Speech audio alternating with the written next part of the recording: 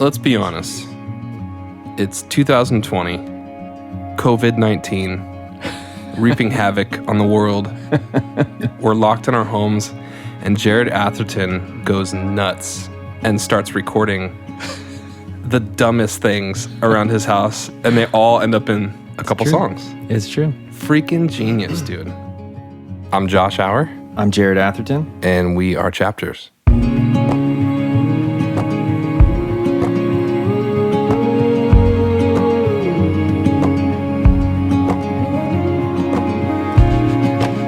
All right, dude, chapter 5, The Light.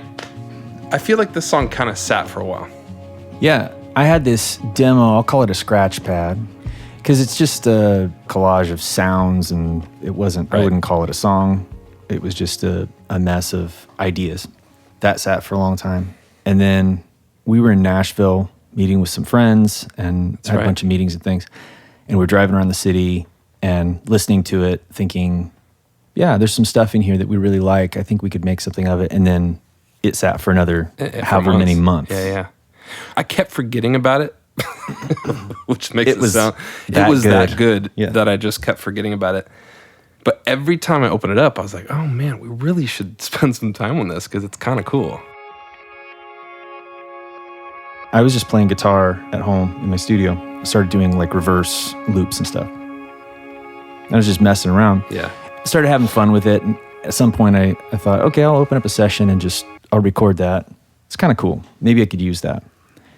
And I got my acoustic guitar and my E-bow, and then I grabbed my violin or cello bow and use that on the acoustic as well. That's kind of one of your go-tos. Yeah, at times. I love the Jerry Bear trick right there. The natural sound of it. Do one on the right, one on the left. Yeah. Tons of reverb. I usually do it with electric guitar, but... It's the Atherton special right there. Pads can be a little boring, but that's still got sort of a grounded, natural sound to it, which works for what we do. That reverse guitar thing, you ended up chopping it up later on, working in the song, and in the chorus, you did something like this with that.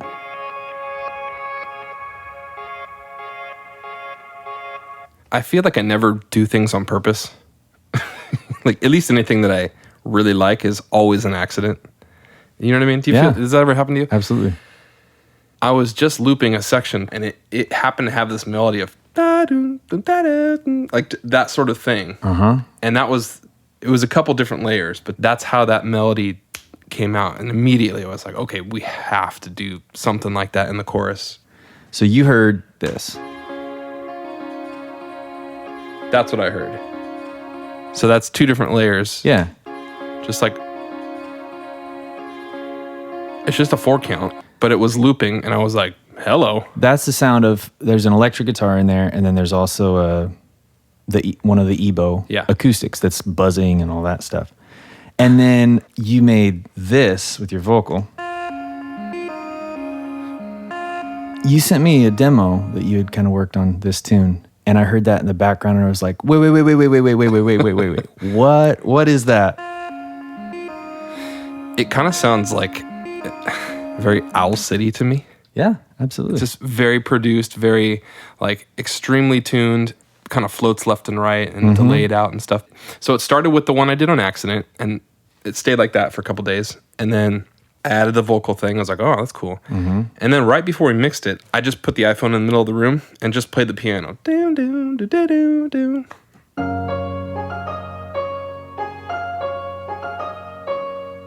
That's an iPhone and some Valhalla. And then those together. Yeah. Just a quick little chorus hook. Right. Call back in between. So that's really cool.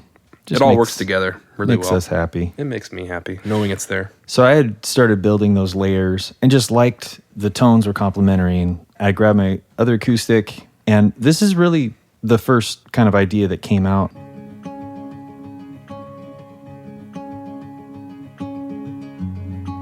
And I recorded those 3 chords doing that kind of pattern. And then just to be safe, while I was there, I recorded a couple other chords just in case. But that was it. That was basically it. And funny enough, those are the guitars that we used on the final.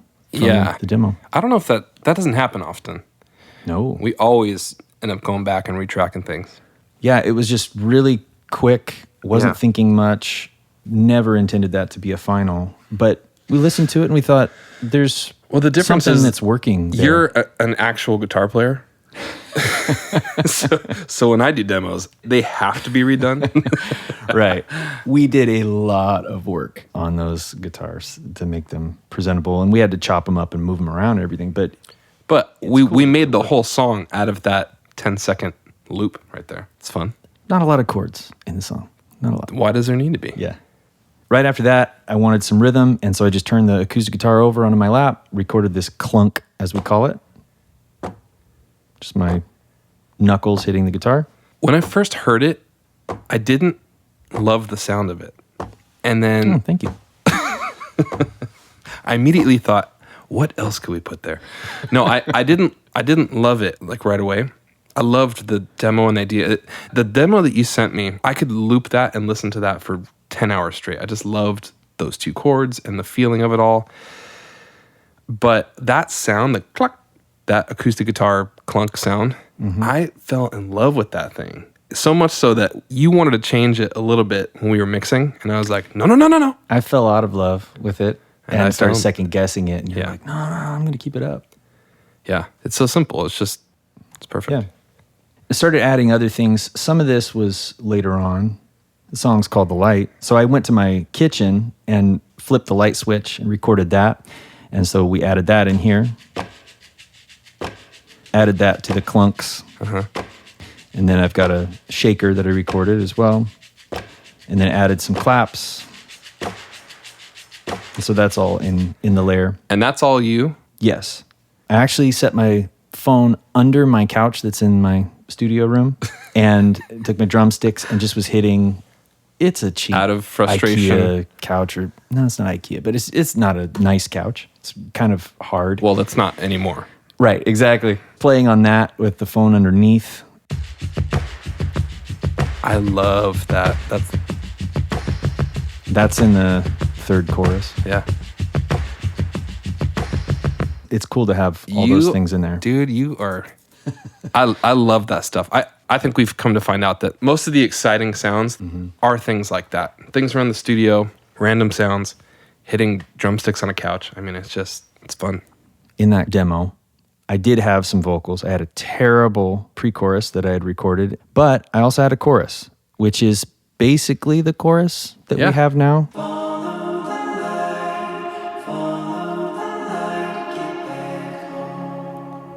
Pretty close to what it was on the demo that I had recorded. And that we thought had something that we could work around. And what was so crazy is I'm giving you a very limited lyric concept. Yeah. And we have follow the light and get back home, which I don't know what that means. I kind of like the visual of it. It makes sense. It seems open to me. I like the visual of being out in the dark, in the ocean, trying to find the shore. You see the lighthouse and you come home. But I give that to you, and a novice songwriter could easily go in a lot of really cliche directions. And I thought it was just fascinating where you went with it. The different verses have several different stories or perspectives happening around that same theme and tying in. Do you want to talk about that? No. Okay, great. Awesome. It was actually really interesting just hearing that and hearing those lyrics and going, okay, what does that mean to me? What has that meant to me? What can it mean to me? Not trying to think so visual, but more on a relationship piece. Like, what is something that is grounding? Do you know what I mean? Like, what is something that would keep you there or bring you back there? And I started thinking about my relationship with my daughter and this conversation that we had. And that's where a lot of the first verse comes from, where it's like, it's a description of me looking into my daughter Suri's eyes and us having this conversation. Well, you looked me in the eyes and you said it, and your face can say it all, so I know you meant it. And it's actually her singing that too. It definitely sounds like it. As a parent, we're always trying to give our kids confidence and security, like I am here, I am solid, you are safe, like all these things, you know? Yep. And with her, it's since she's not biological, there's a lot of that needs to happen, more so than our biological kids. So it just got me thinking like how my consistency and my love for her and my constant reminding of who I am for her, hopefully the goal is that will be a lighthouse like you're talking about, that will always be somewhere where she can find home, find rest. Then I looked you in the eyes with the promise, light brighter than the stars, I'll finish what I started. And if you lose your way, you will know where to find me. So that's just me now reminding her of my character, of who I am. And then in the bridge, we have this section. Through wind and wave, I'm whispering. Are you listening? It just means I'm always watching you. Are you listening? That goes along with the second verse and the outro. I saw you standing there with open arms and an open heart, you welcomed me. That's kind of a prodigal son type of metaphor or story where it's from the perspective of someone in later years maybe losing their way, but always knowing that they can come home, like always knowing there's something there waiting with open arms. Yeah. So it's kind of from, in this case, it'd be like from her perspective or from a child's perspective. I love when a song goes somewhere and has several different perspectives. Also love when we can include vocals like this. I forgot about those.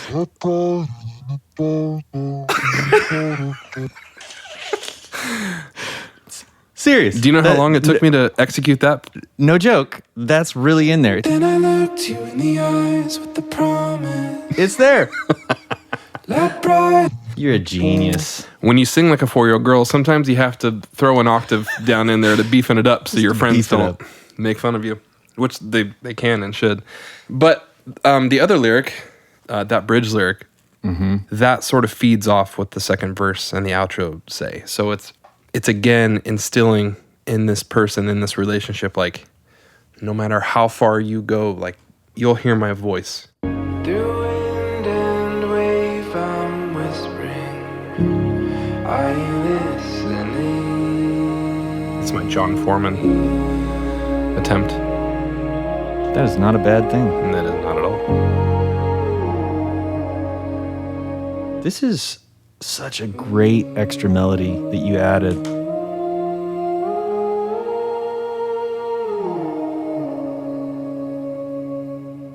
My favorite part of the demo was when the shaker came in.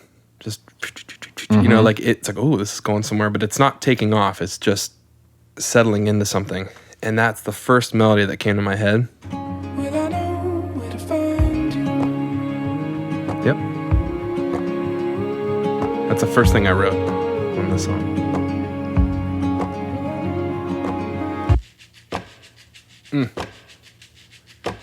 Love it. And we've got some stuff here into the big section. What the heck is that? You still haven't told Well, me. what the heck is this? This is you. Is it? Oh, yeah. That is brutal. That's wicked, For man. such a light song, I forgot that was in there. Well, Chapters always has to go a little bit on the gritty side for how delicate some of the songs are. There has to be a balance. So I took one of the strings that you gave me, just like the low cellos, and yeah. I just beat the crap out of them until they sounded like that. That'll do it. That'll do it. Okay, seriously, what is that? So that is Tubular Bells. I just played a couple of those notes and then just processed it like crazy and crazy, Yeah. crazy, distorted and spring reverbs and plates and everything. A cymbal swell, for me, gets a little cliche, and if I could use something else to signal that like something big is happening here, and that did it for me. And then we layered these guitars with it as well. That kind of makes that section exciting.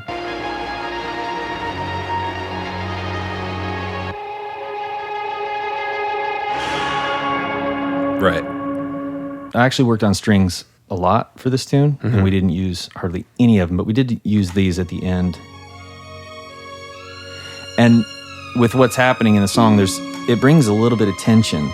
Totally. So you put that all together, and we've got the light. This turned out to be one of my favorite songs on the record, on the album, on the EP. What do you call it, an EP? I don't know. Everyone just puts out singles today. I'm happy with it. I like it. Me too.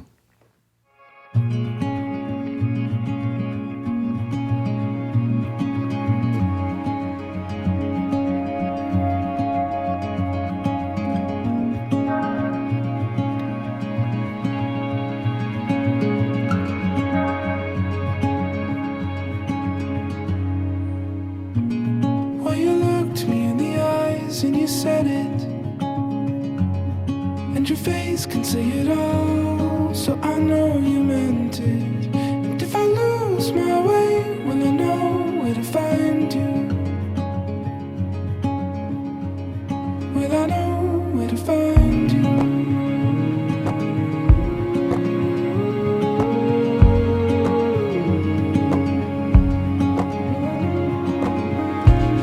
Then I looked you in the eyes with the promise, light brighter than the stars, I'll finish what I started. And if you lose your way, you'll know where to find me. In the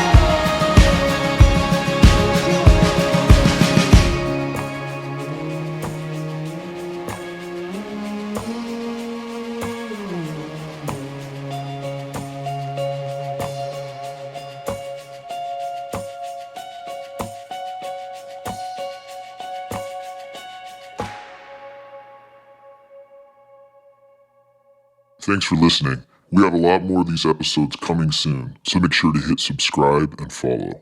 You can always find the latest information on the podcast and all of our new releases at wearechapters.com.